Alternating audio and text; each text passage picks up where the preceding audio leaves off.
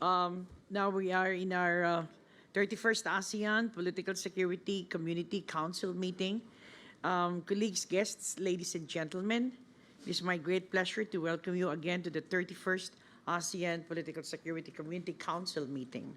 Since the last APAC meeting in 2025, we have made significant strides in advancing the ASEAN Political Security Community pillar.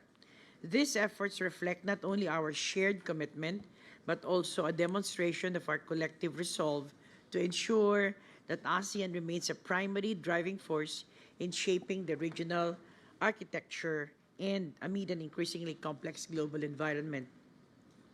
Colleagues, I recall that when it was in Cebu, when the declaration of the acceleration of the establishment of the ASEAN community by 2015 was adopted during the 12th summit meeting.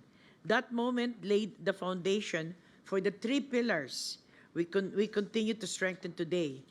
The security community, now we call the political security community, the ASEAN economic community, and the ASEAN socio-cultural community as areas of deep cooperation among ASEAN member states. It was in this province of Cebu that our family witnessed a pivotal milestone in shaping the future of ASEAN, one that continues to steer the direction forward. In many ways, our meeting today is a full circle moment, from laying the foundations of our community pillars under the Cebu Declaration 19 years ago to now building on that legacy and sustaining its momentum.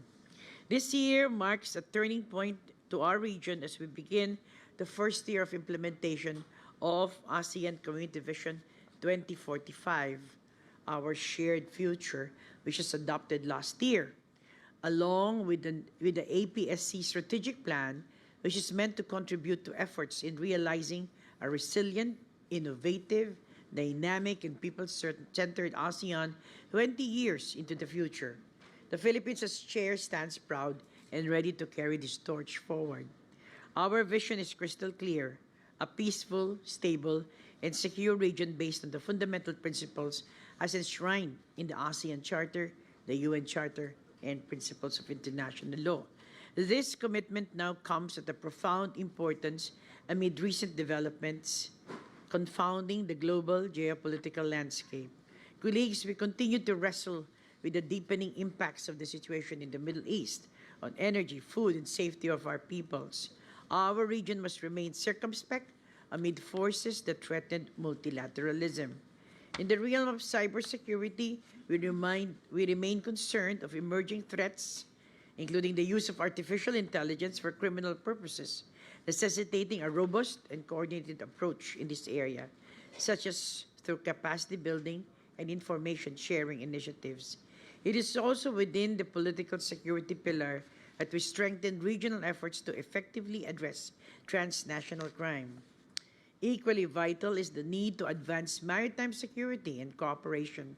As a region linked by our seas, the maritime domain remains central to our pursuit of stability and prosperity. It is in this context that the Philippines underscores the importance of the ASEAN Leaders' Declaration on Maritime Cooperation, recognizing the multidimensional nature of maritime issues and underscoring the importance of enhancing coordination among AMS. An important aspect of this cooperation is this proposed establishment of the ASEAN Maritime Center here in the Philippines. Colleagues, my hope, despite the arduous task ahead of us, is that the challenges baffling our region and beyond not shake the foundations of our community pillars, but rather cement or strengthen its resilience. I look forward to our discussions today as we take stock of the progress thus far in this political security pillar under the backdrop of recent developments concerning the region's political security landscape. I also wish to extend my warmest appreciation for your continued support. Again, welcome to the 31st APSC Council meeting. Again, may I request the press, media, to enjoy some refreshments outside the room. Thank you.